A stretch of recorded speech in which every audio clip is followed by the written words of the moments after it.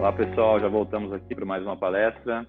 Novamente, obrigado por quem está nos acompanhando desde cedo, desde ontem aí. Mais uma vez, parabéns para quem está até esse momento, aguentou essas horas todas, quase 8 horas aí hoje, 9 horas de estudo, de treinamento, tá? Sejam muito bem-vindos e parabéns. Bom, eu estou aqui com o Leandro da L8, uma empresa já muito conhecida da distribuição de equipamentos fotovoltaicos no Brasil. Boa tarde, Leandro, tudo bem? Boa tarde, Romulo, tudo bem e você? Tudo certo, seja muito bem-vindo, Leandro. Obrigado aí pelo apoio da L8 nesse projeto, e eu vou deixar você à vontade para se apresentar, e qualquer dúvida eu estou aqui, tá? Tá joia, obrigado, Romulo. Boa tarde, pessoal, meu nome é Leandro, eu sou responsável pelo grupo L8, e hoje a gente vai conversar um pouco aqui sobre a L8 Energy, que é uma das empresas do grupo, que é responsável justamente pela industrialização e pela distribuição dos sistemas fotovoltaicos, tá? Aqui nesse slide inicial, para quem não conhece L8 ainda, quem não fez o cadastro, a gente tem o nosso e-commerce, o loja.l8energy.com. Eu já sugiro que vocês façam o cadastro lá, porque daí de tudo que a gente for falar aqui, lá vocês encontram a questão de valores, tá? Então, vocês podem fazer a consulta dos valores lá. Tá? Aqui nesse primeiro slide tem algumas usinas que a gente forneceu, tem também as garagens solares que a gente doou para a Universidade Tecnológica Federal aqui do Paraná e para o Tec Park, que é o Instituto de Tecnologia aqui do estado do Paraná. E, além disso, a gente vai falar sobre a telha solar, filme fino, bastante coisa aqui. Tá? Mas, antes de começar, gostaria só de fazer um agradecimento ao Romulo e a todo o pessoal da Pieta pela organização. Eu sei o trabalho que dá um evento desses, né, 2 dias, final de semana, bem puxado, então parabéns pela iniciativa, até por ser uma iniciativa beneficente, isso é bastante louvável, a gente precisa de mais iniciativas desse tipo, então de parabéns. Agradecer também pelo tempo, normalmente eles me dão 15 minutos para falar, e aí tem que correr bastante, ser muito objetivo. Hoje eu vou conseguir abordar os assuntos de uma forma um pouco mais profunda, tá? E também agradecer a todos vocês que estão aí ouvindo isso num domingão à tarde. Eu sei que tem muita coisa boa para fazer domingo, então quem está aqui realmente está interessado. Bom, de volta, né? A primeira coisa que eu queria propor para vocês é fazer uma viagem no tempo, de volta para os anos 80, mas não exatamente esses anos 80, né? Que foi minha infância, provavelmente foi a infância de muita gente que está assistindo aí, e sim 100 anos antes, em 1880. Tá? Nessa época já tinha acontecido a primeira revolução industrial, já estavam colhendo os frutos dessa revolução, que foi a máquina a vapor, e você já tinha daí locomotiva, você já tinha tear mecânico, tudo isso a vapor, mas a luz ainda ela era oriunda do fogo. Tá? Então, toda vez que você precisasse de luz, você tinha que acender um lampião a óleo, e existia inclusive uma profissão naquela época, em 1880, que era o acendedor de lampião. Né? Isso acabou, né? Não existe mais, mas era uma época diferente. Bom, nessa época também estava no início da segunda revolução industrial, né? E você tinha 2 personagens bastante conhecidos da história, o Thomas Edison, que é o inventor da lâmpada elétrica, patenteou, tem várias patentes, e o George Westinghouse, que defendia a corrente alternada. A gente já sabe o final da história, isso aqui não é spoiler de nada, né? Mas o Thomas Edison ele defendia a corrente contínua, né? Ele tinha a patente tanto da lâmpada, ele também tinha, já existia naquela época o motor, tanto o motor a vapor, quanto o motor movido a corrente contínua, né? E o Westinghouse defendia a corrente alternada, que é a que a gente usa hoje nas nossas casas, como a energia ela é transmitida nas linhas de transmissão, e a gente vai entender, vocês vão entender um pouco por que eu estou abordando isso agora. Tá? Eu vou precisar voltar no tempo para depois a gente olhar um pouco para o futuro e para onde a gente vai. Para quem não é da área, quem não é técnico, não é engenheiro, a corrente contínua ela é mais natural, né? Os dois são norte-americanos. A corrente contínua ela é mais natural, ela acontece na natureza. Basicamente, se você pegar 2 elementos com potenciais diferentes, interligá-los com um condutor, vai existir uma corrente contínua entre eles. e já a alternada ela é bem mais complexa, ela precisa que algo faça essa corrente mudar o sentido. Então, aqui no Brasil, nós usamos a corrente alternada em 60 Hz, significa que ela oscila 60 vezes por segundo. Tá? Em alguns outros países, 50 Hz, então ela vai oscilar 50 vezes por segundo. E essa disputa que tinha na época. Então, em 1880, eles disputavam para definir qual seria o padrão. Pensa que a energia elétrica ela estava começando no mercado, era uma inovação naquela época, né? Isso 140 anos atrás. E eles estavam disputando para ver qual que seria o padrão adotado no mundo nas transmissões de longa distância. Tá?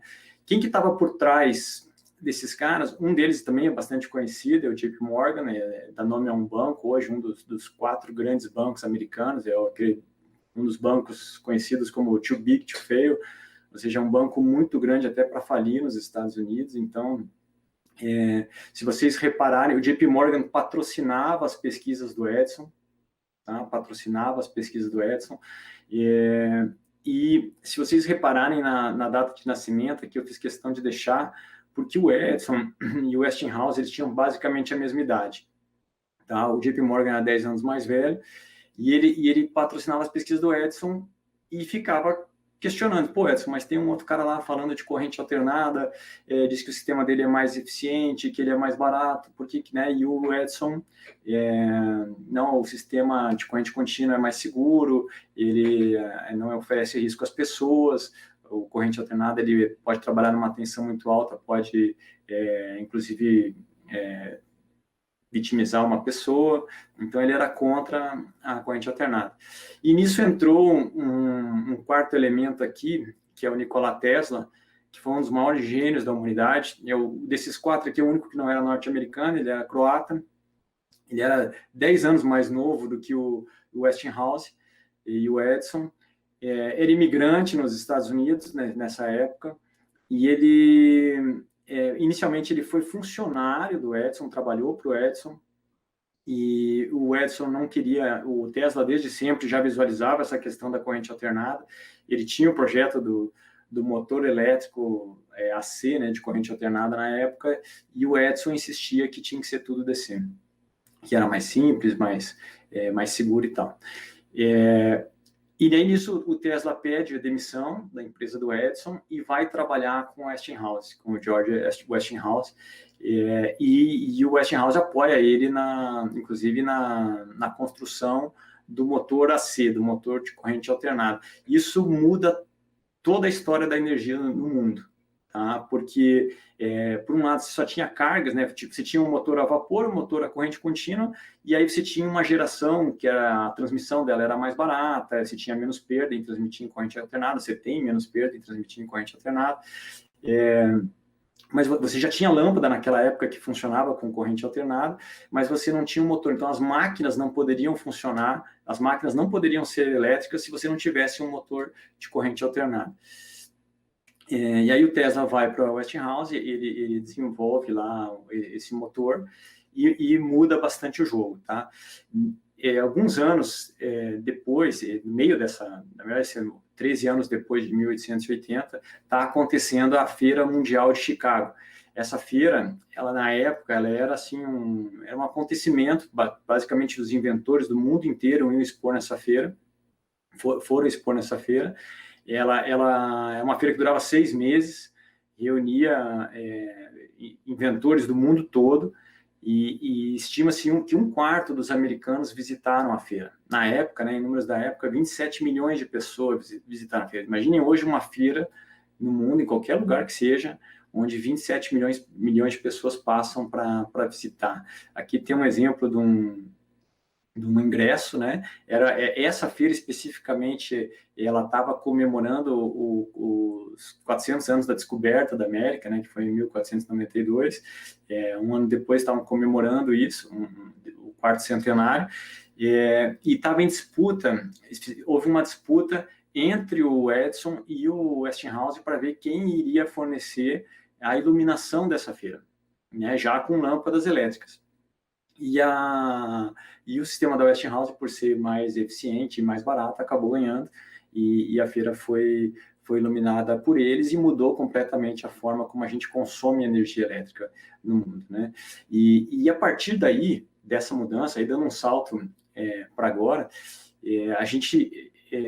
a humanidade, ela padronizou, por uma questão de escala, a construção de grandes usinas.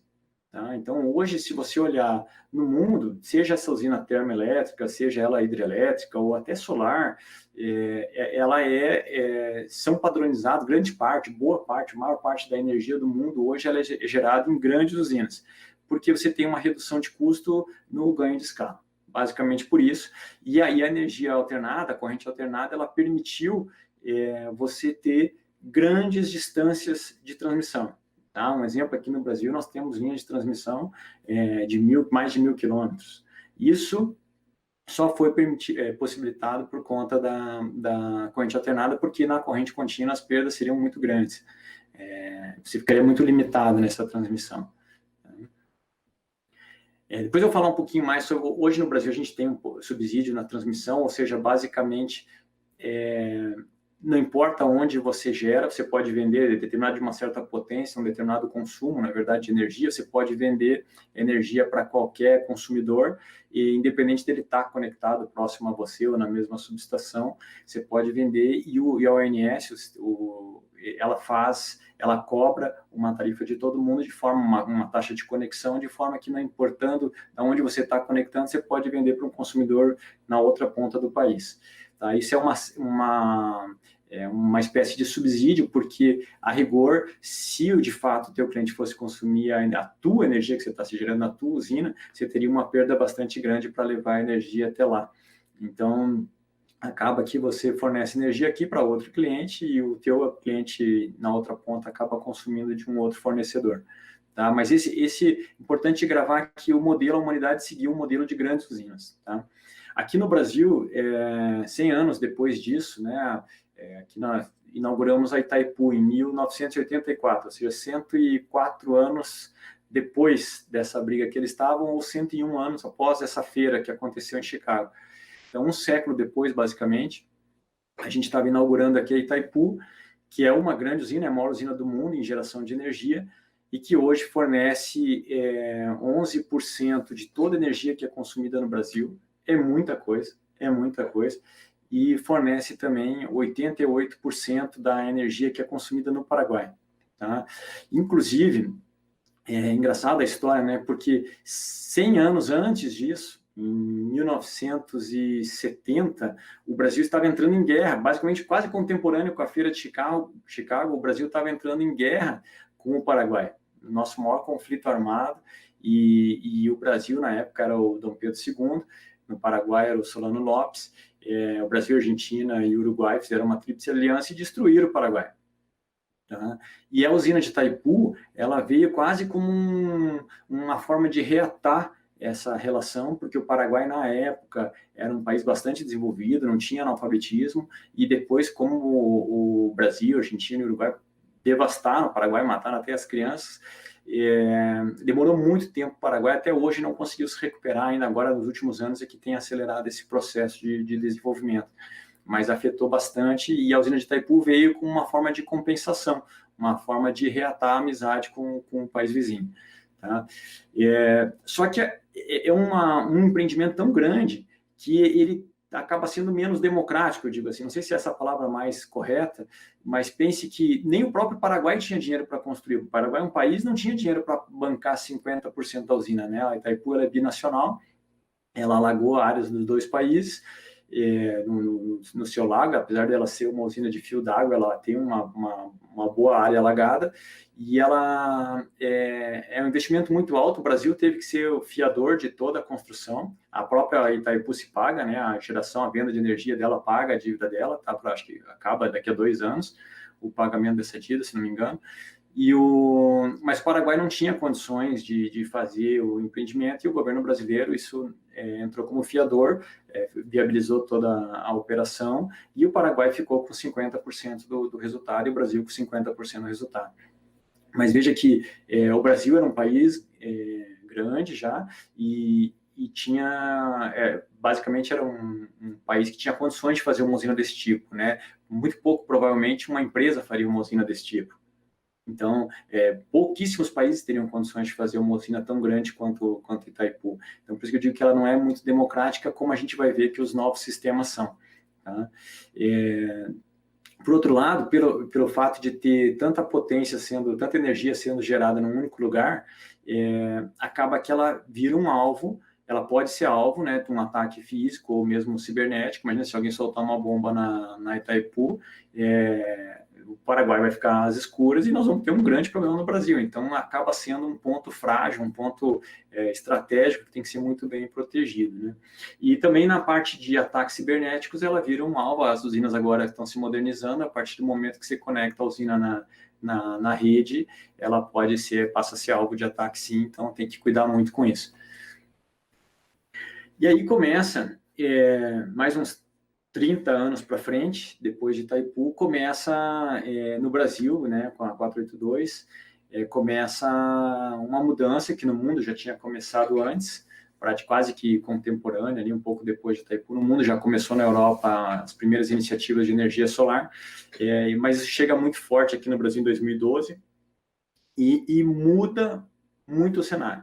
Aí a gente vai ver para frente agora como é que isso foi alterado. Então, primeiro, na diminuição dos custos de implantação, né? Hoje, basicamente, qualquer pessoa, qualquer empresa pode implantar a sua usininha, a sua usina, né? O seu gerador fotovoltaico. Aqui na L8, eu lembro, não sei se tem ainda, mas a gente chegou a ter um kit de R$5.000 e você podia financiar ele em 80 vezes. Então, era assim, era muito fácil muito fácil de você comprar um sistema e gerar a sua energia, ou pelo menos parte dela, né? Isso democratizou a geração de energia.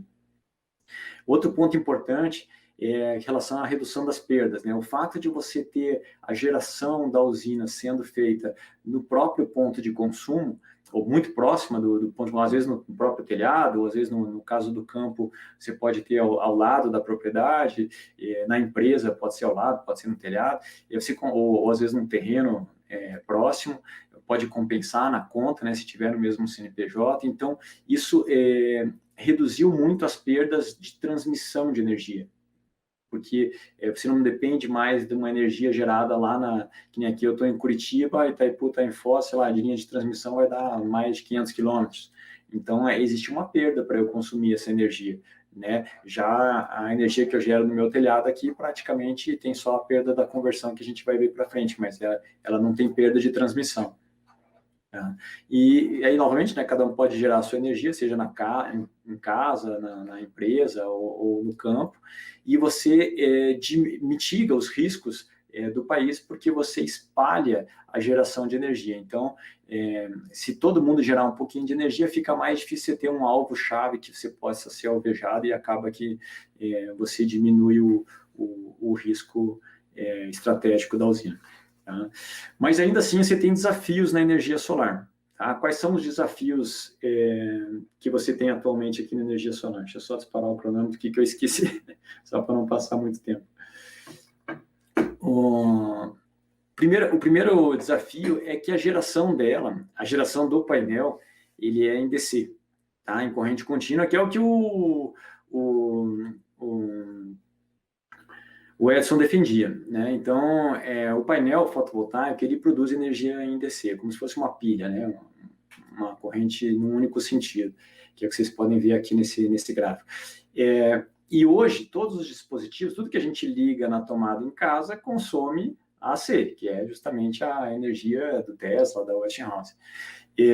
Então, você tem a necessidade de colocar inversores. Tá? Hoje, você tem que colocar esses inversores, porque senão você não vai conseguir usar muita energia que os painéis geram. Então, com a colocação desses inversores, você tem uma perda nessa conversão de DC para C. Tá? Isso ainda é um desafio, tá? E você também tem a questão da sazonalidade, ou seja, você produz energia solar durante o dia. Então, eventualmente, você vai precisar de baterias. No Brasil ainda não está regulamentado, está atrasado nessa questão das baterias, né? Só para sistemas off-grid, para sistemas on-grid ainda não está regulamentado. Lá fora já está tudo certo, mas aqui a gente ainda está esperando a legislação. Então, ainda é um desafio a ser vencido, tá? Porque, obviamente, de noite, quando você for tomar banho, quando você for passar uma roupa, geladeira, qualquer coisa vai consumir energia, você não vai ter o teu sistema gerando. E a maioria das máquinas, como eu falei antes, são DC. Desculpa, a maioria das máquinas são AC. Então, você tem um desafio de desenvolver ou ter máquinas para consumir, eventualmente, uma corrente contínua, tá? Então, só aqui um diagrama. Basicamente, imagina que teus painéis estejam aqui, né? Hoje, para você utilizar ele nos circuitos eletrônicos, o teu painel ele passa pelo inversor, aqui ele gera DC, sai AC do inversor. Quando chega no dispositivo, imagina que isso aqui seja uma televisão, esse quadrado aqui. Então, essa televisão você vai ligar na tomada, ela é AC, ela recebe AC, lá dentro dela, ela converte o sinal para DC de novo. Então, você tem duas conversões. Você vai primeiro transformar de DC do painel para AC, depois você pega o AC que está chegando na TV e converte para DC de novo, porque dentro da TV os componentes, os circuitos eletrônicos, todos são alimentados com corrente contínua. Isso vale para notebook, você tem a fonte, lá dentro o pininho do notebook já entra DC. Vale para celular, vale para tudo. Tá? É muito raro uma carga hoje tecnológica que trabalhe internamente com DC. Basicamente, todo mundo acaba fazendo fontes para fazer essa conversão. E se você perguntar para um técnico eletrônico, o que mais dá problema em máquina, equipamento, é justamente a fonte de alimentação. É essa fonte que é isso aqui, que faz a conversão do AC para o DC. Tá? Até pela qualidade da carga que a gente tem no Brasil, vem muito ruído pela rede. Tá? Vem muito transiente, isso tudo, o Brasil tem muito descarga atmosférica também, isso tudo afeta o funcionamento das fontes, é o que mais queima, o que mais dá problema.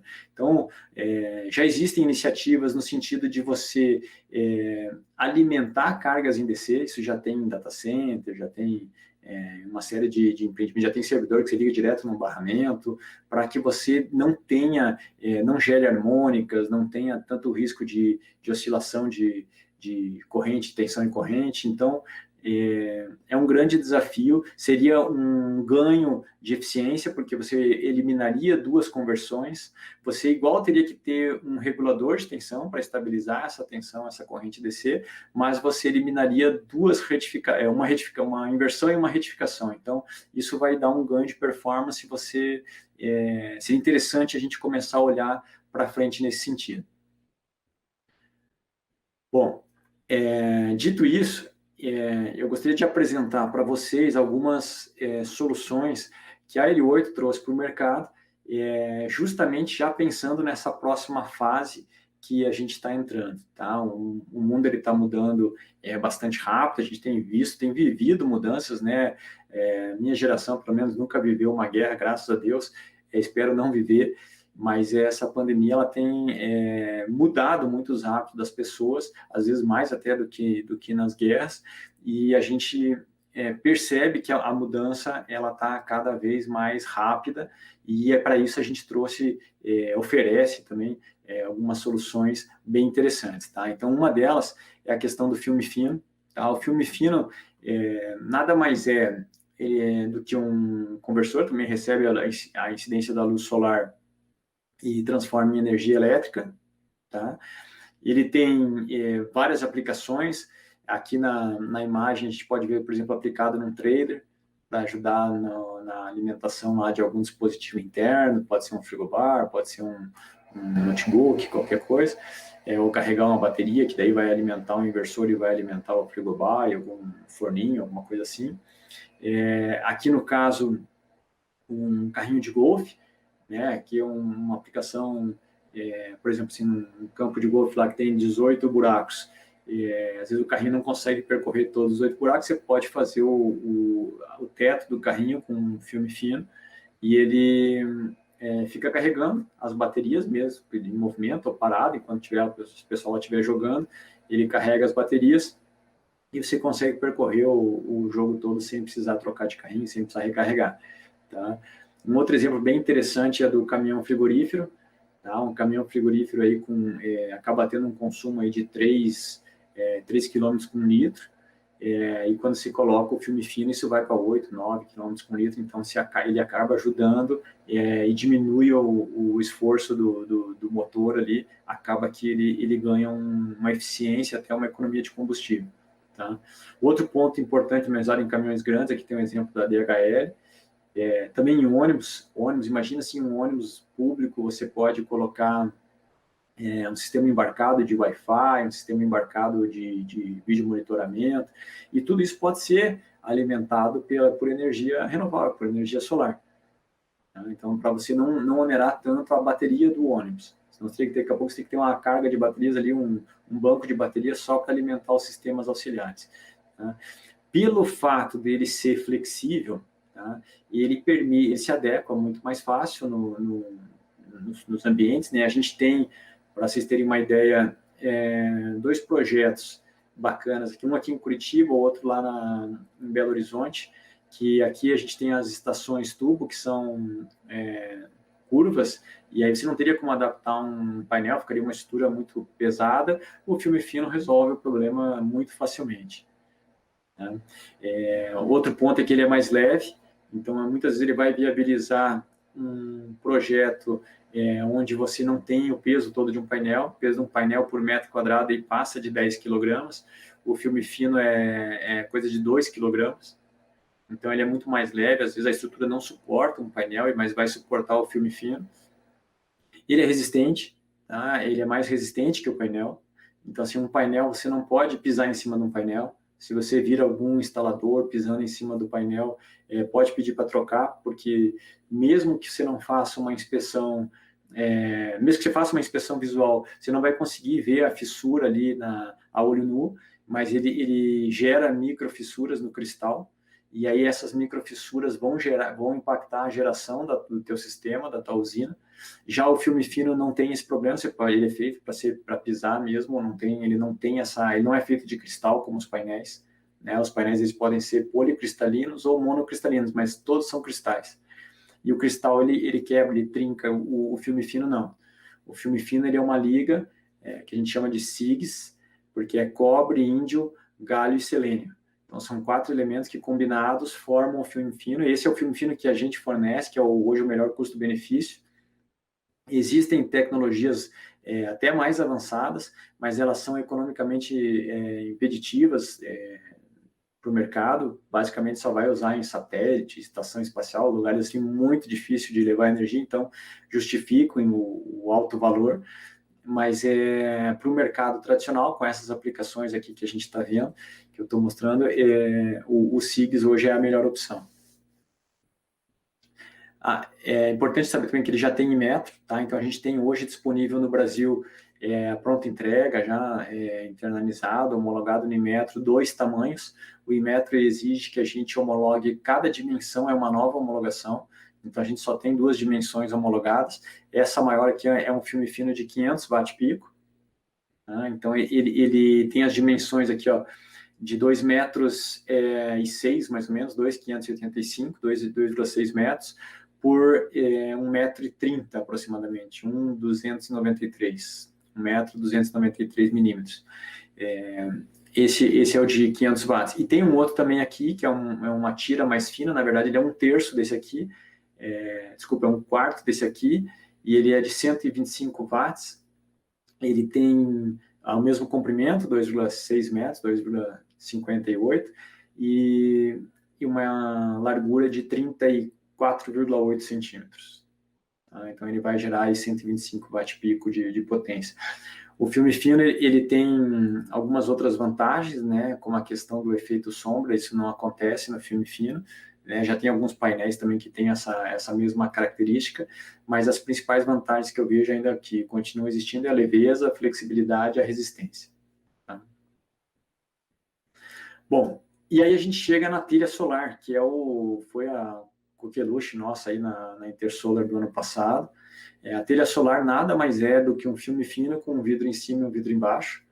Então, até pelo design dela, o filme fino é bonito, ele é um material bonito. Com esse vidro, é um vidro temperado de alta resistência. Então, ele acaba se tornando até mais resistente do que uma telha tradicional de concreto. A gente subiu em cima, pulou em cima. Depois até tem uns vídeos para mostrar para vocês, dependendo do tempo eu vou mostrar. Ele tem a mesma garantia de um painel a telha tem a mesma garantia, o filme fino também, de um painel tradicional contra defeitos de fabricação, são 10 anos.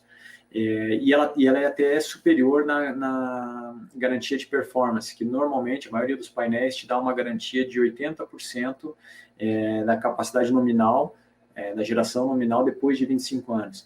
Na telha a gente consegue dar 25 anos de garantia. Tá? Esse é equivalente aos melhores painéis do mercado. Então, isso é bastante interessante. Ela já tem registro Unimetro desde o ano passado, esse aqui é o númerozinho do registro. Né?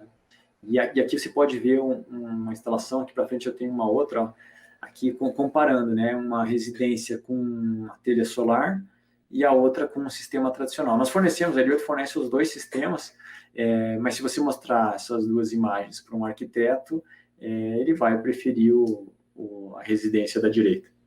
Isso fatalmente ele vai preferir a da residência, porque acaba sendo esteticamente muito mais bonito. E ainda assim tem algumas vantagens, como eu falei de sombra, tal, que você tem a chaminé, por exemplo, eventualmente ela pode fazer sombra no painel, e aqui no caso da telha não teria problema. Tá? No painel, quando você tem sombra num dos painéis, aquela linha daquele MPPT que estiver ligada, ela vai ser comprometida e isso vai afetar o desempenho da tua usina. Tá? Toda a linha, porque o painel ele fica como se fosse um MPPT, como se fosse uma ligação em série. A telha você pode encarar ela como se fosse uma ligação em paralelo. Tá? As células dentro da telha, diferente das células dentro do painel. Para essas partes de telhado onde que você tem recorte, nós também temos as telhas auxiliares. Tá? Essas telhas auxiliares são telhas de cerâmica que imitam a telha fotovoltaica, mas você pode cortar durante a instalação, então você consegue adequar no telhado. E aqui um comparativo com uma telha bastante famosa, que é a telha da Tesla, que não veio para o Brasil, mas a gente fez um comparativo da nossa telha com a deles, que é considerada uma telha excelente, e a nossa telha gera 50% mais de energia que a telha da Tesla. Esse é um ponto muito importante. Tá? Se você fizer, durante a instalação, uma telha sobrepõe um pouquinho a outra, que essa aqui é uma borracha de vedação, então a telha ela faz a vedação completa. De fato, ela substitui as 3 camadas que você tem quando você coloca um sistema tradicional. Você tem lá o telhado, a telha convencional, uma estrutura de alumínio e você coloca o painel em cima. No caso da telha solar, não. Você vai trocar a telha convencional pela telha solar e não coloca mais nada. Né? Só vai colocar depois o inversor ou o microinversor, mas é a telha que faz o isolamento ali contra a água, temperatura também. O filme fino, ele é um excelente isolante térmico. Então, automaticamente, quando você colocar a telha solar, a tua carga térmica da casa já vai diminuir. Então, você já vai consumir menos energia, mais a energia que a própria telha vai gerar. Aí muita gente me pergunta, né? Mas a telha é muito mais cara que a telha convencional. Sim, ela é muito mais cara que a telha convencional. Mas eu volto a pergunta, né? Em quanto tempo a tua telha convencional se paga, né? Ela nunca vai se pagar porque ela não gera receita para você. A telha solar gera energia, além de ter todas essas vantagens aí de maior resistência, de maior isolamento térmico, e ela tem um retorno bastante interessante. Tá? Quando a gente faz a instalação em telhado, esses 90 watts, eles aumentam porque uma telha fica sobreposta na outra, a área que produz é somente essa aqui em cinza mais claro, vocês estão vendo?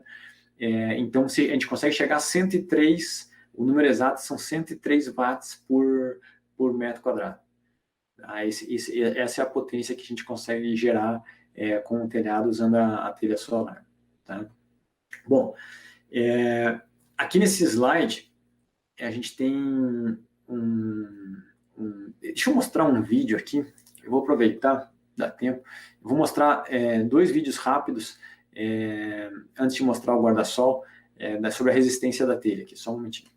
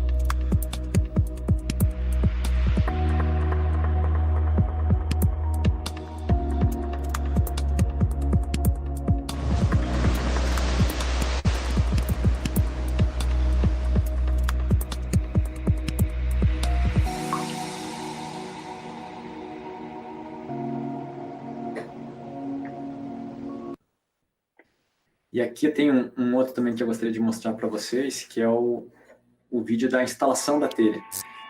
Muita gente pergunta como é que é a instalação. Aqui mostra direitinho como é que é feita a instalação.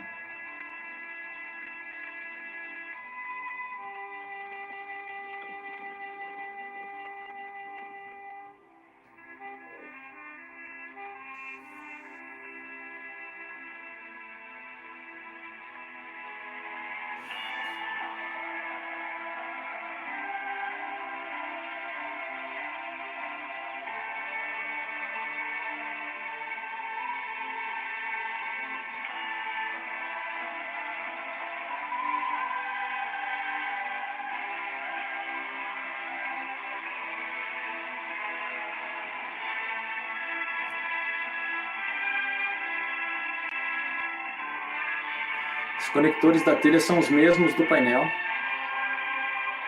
E aí nas laterais e na parte superior você coloca a telha auxiliar.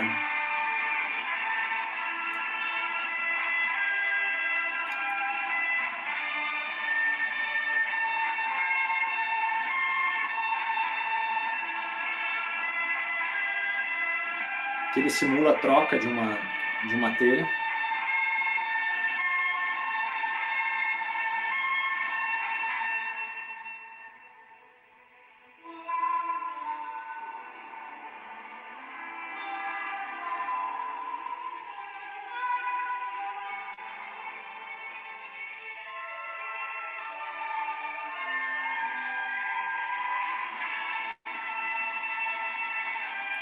Nós temos isolamento contra a chuva, né?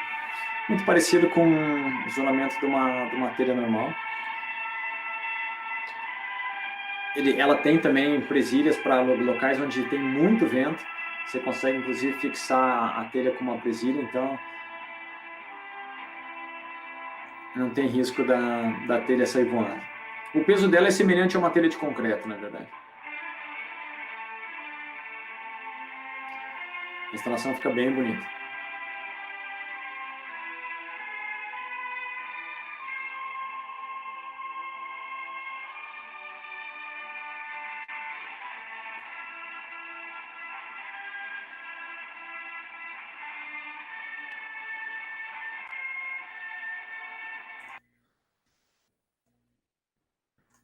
Deixa eu retomar aqui, pessoal.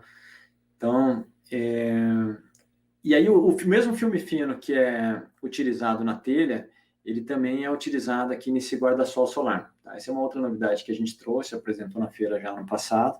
Ele tem para cada haste aqui interna, ele tem uma tira de filme fino. É o mesmo filme fino da telha, só que aqui ele fica colocado em tiras. E essas tiras elas recebem a luz do sol, convertem em energia elétrica e carregam uma bateria que fica aqui no meio do guarda-sol, aqui embaixo, ó, bem no meio. Tá vendo? Essa bateria ela fica carregando e se você quiser utilizar, ela tem umas portinhas USB aqui também, não sei se dá para ver, a imagem é bem pequenininha, mas ela tem uma portinhas USB para você carregar um notebook, carregar um celular, carregar algum dispositivo USB no guarda-sol, tá? Adicionalmente, ele tem um sistema de iluminação interna, a LED, que se você deixar a bateria a plena carga, ele dura 10 horas de iluminação. Então, para ambientes onde você tem, por exemplo, dificuldade de levar uma instalação elétrica, né, ou, por exemplo, uma beira de piscina ou uma beira de praia em resorts, você resolve tanto a parte da energia elétrica para carregar um dispositivo pequeno, até um problema de iluminação que você pode utilizar a iluminação do guarda-sol à noite.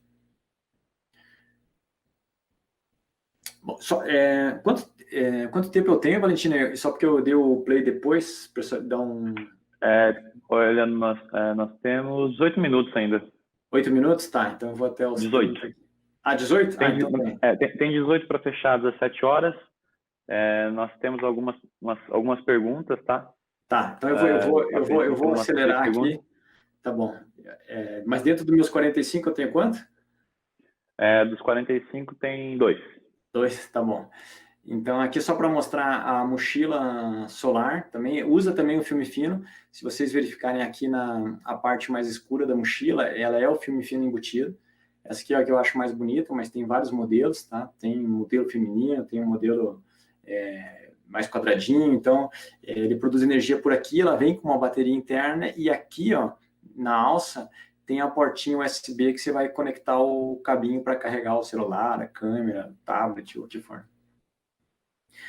Aqui tem algumas características dela, né? 1,2 kg, as dimensões. Ela já vem com um power bank aqui de 5 amperes, 5.000 miliamperes, e utiliza o mesmo material que tem no filme fino, na telha, né? É o SIGS mesmo. A capacidade de 25 litros. Bom, rapidamente aqui o vidro solar também utiliza. O vidro solar é uma coisa interessante que você pode escolher o quanto de luz que você quer deixar passar.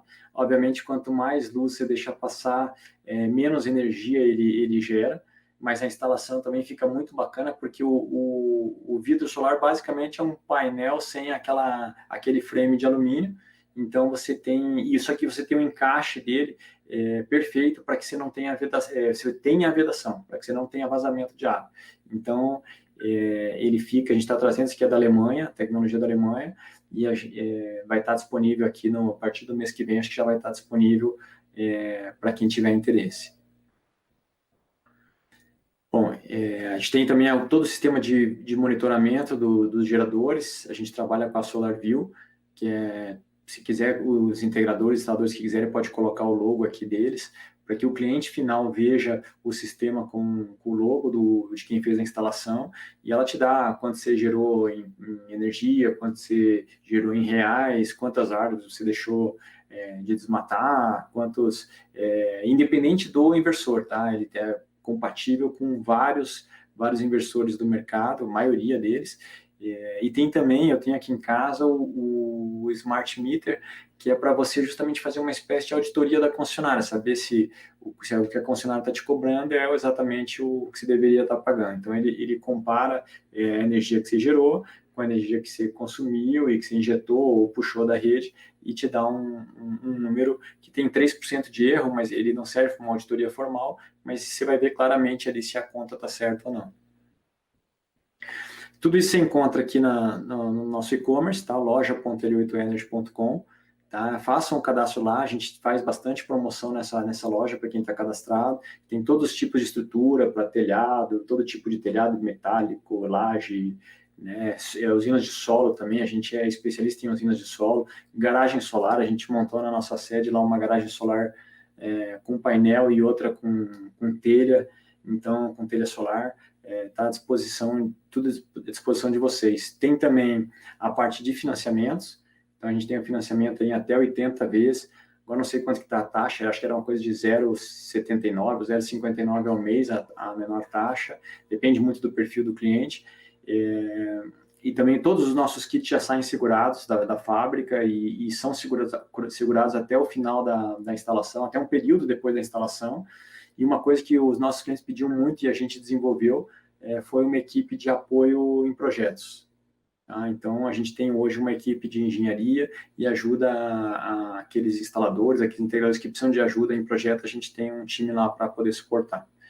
E o nosso configurador que está nesse site, ele é considerado, hoje o pessoal elogia muito, diz que é muito fácil, ele serve tanto para um integrador novo, né, iniciante, que só quer a potência, lá, me configura um sistema de 5 kWp, ele vai lá e já sugere uma configuração, quanto para aquele mais avançado, que vai querer discutir a posição do painel, qual a característica da string box, quantos conectores, às vezes querer um pouco de cabo a mais que faltou para outra instalação, ou um pouco de estrutura a mais, ele permite isso também. Tá? Opa! Eu vou passar, tem bastante coisa aqui, eu vou passar rapidamente, mas se vocês quiserem anotar aqui, o WhatsApp é um grupo, esse WhatsApp aqui de suporte técnico e comercial, da L8 Energy, tá? Sigam a gente lá nas redes sociais, porque lá a gente divulga os treinamentos, a maioria dos treinamentos são gratuitos, muito poucos são pagos, mais aqueles que são de certificação. Nós temos os sistemas com BNDES, ou seja, tem Finame para qualquer potência. Tá? Estamos também presentes no Portal Solar, temos o sistema de monitoração, de proteção perimetral, para quando você faz uma usina maior, já é importante colocar isso, então ele faz, se alguém invadir o perímetro da usina, ele vai avisar, já gera como se fosse um olho eletrônico, tá? Tem um sistema de áudio bidirecional também. Temos a solução de proteção contra ataques cibernéticos, que parece que está na moda agora, né? Então tem que ter uma proteção, usinas acima de 1 mega a gente recomenda, não vale, o valor da caixinha é muito barato, vale a pena colocar, a usina fica protegida, porque fatalmente você vai conectar lá na rede uma hora. Como eu falei, todos os kits saem segurados pela Liberty. A Val 8 é uma das financiadoras aí que a gente utiliza e que tem taxas bem atrativas. Aqui é o exemplo da garagem solar. Essa aqui está com painel, que a gente expôs no Smart City, aqui em Curitiba ano passado. E aqui é uma imagem, essa imagem aqui é antiga, é da nossa sede antiga, a gente mudou para uma maior para atender a demanda, a gente mudou para uma que é 3 vezes maior. E estamos à disposição, quem quiser conhecer também, a gente vai ficar feliz de receber vocês depois da pandemia, tá? Por hora está todo mundo trabalhando de casa, menos o pessoal da logística que está lá com máscara e tudo, mas a gente vai ficar bem feliz se quem vier nos visitar depois desse lockdown aí.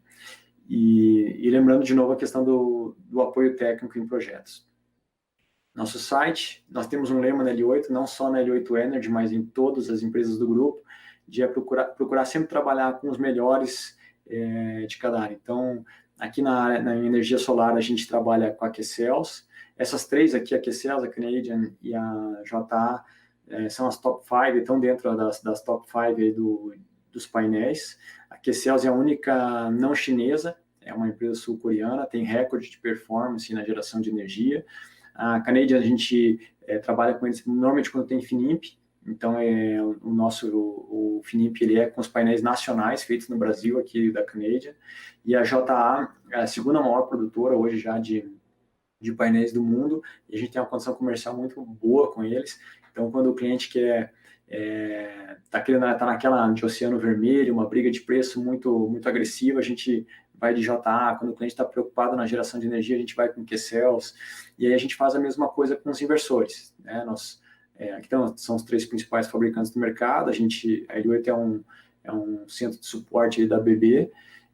Nós temos uma política também de troca NBD, ou seja, não importa qual foi o problema, a gente procura trocar o inversor já no dia seguinte. Então, você manda o inversor com defeito para a gente já no outro dia manda um novo para vocês, e depois fica o processo com o fabricante, a gente mesmo faz, isso leva às vezes 1 mês, 3 semanas, dessa troca com o fabricante.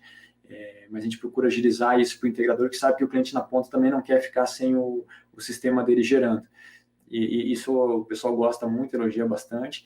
E isso a gente faz para todos os fabricantes. A Fronius é o que a gente mais vende hoje de inversores. Ela é um inversor que também começa a gerar energia com menos tensão na linha, é muito fácil de instalar, fácil de trabalhar com eles, os instaladores gostam muito. E a Sungrow é o que a gente tem melhor condição comercial. Então, quando entra numa briga de preço, a gente vai aqui no JA Sungrow. Quando o cara quer propagação de energia, vai aqui Qcells Fronius. Quando é uma usina grande que precisa de Finame, e aqui a gente usa os inversores da BB de 175 kW Então, quando é usina de 2 MB, 5 MB, faz uma combinação aqui Canadian na BB. E aí a gente consegue atender todas as demandas que chegam para nós. Tá? Lembrando que a gente tem um sistema completo, com cabeamento, painel, string box, tudo que vocês precisarem. Eu vou encerrar por aqui. Eu tinha mais alguns slides, mas aí eu vou encerrar aqui para dar espaço para as perguntas. Tá bom, Romulo? Show de bola, Leandro. Obrigado. Parabéns pela apresentação. A gente já tem várias perguntas aqui, tá? Vamos ver o que dá tempo de responder. Tá. O Paulo está perguntando se integrador tem preço diferenciado. Vocês atendem cliente final ou só integrador? Não, a gente só vende para integrador, tá? O que acontece às vezes é que o integrador pede para a gente faturar para o cliente final. O nome do cliente. A gente faz isso, mas a gente não vende sem o integrador. Tem que ter um integrador, obrigatoriamente. É igual aqui na Petro, a gente também não atende cliente final, só integrador, ou se o cliente for pagar, tem que ser por intermédio do integrador. Cláudio, qual a experiência da L8 com telhas solares utilizando microinversores? Já tem algum case? Não. Esse é um que a gente está agora fazendo uma parceria justamente para colocar elas com microinversores. Faz bastante sentido, né? Pela característica da telha e você conseguir ter menos telhas por MPPT, então faz bastante sentido ali o microinversor. A gente vai fazer os primeiros testes agora a partir do mês que vem. Não, bacana. O Erasmo está perguntando, na verdade foram 2 perguntas, o Erasmo e o Marco perguntaram qual é a eficiência dessas telhas? Acho que você comentou na É palestra. a telha é 17%, o filme fino, na verdade, né? Ele tem uma eficiência de 17%, que de 17%, que é uma eficiência equivalente a um bom painel. Ah, mas já tem painéis com eficiência maior? Já tem, mas é uma eficiência de um bom painel, 17%. Ah, legal. Uma outra pergunta aqui, o Jerônimo está perguntando como funciona o descarte do filme fino, uma vez que possui elementos poluentes. Na verdade, praticamente todo componente eletrônico possui elementos. Da mesma forma que o painel, né, isso tudo volta para o fabricante. A gente não teve esse retorno ainda, né? Mas da mesma forma como o painel, como o descarte, ele é um descarte realmente. É algo muito recente, né, Leandro? Sim, muito recente. A gente lançou na Intersolar em agosto do ano passado, não teve caso de retorno. Até dar um descarte disso aí, acho que a gente vai estar velhinho já. Tomara. Velhinho não sei, mas de cabelo branco sim. Bom, acho que fechou as perguntas aqui, Leandro.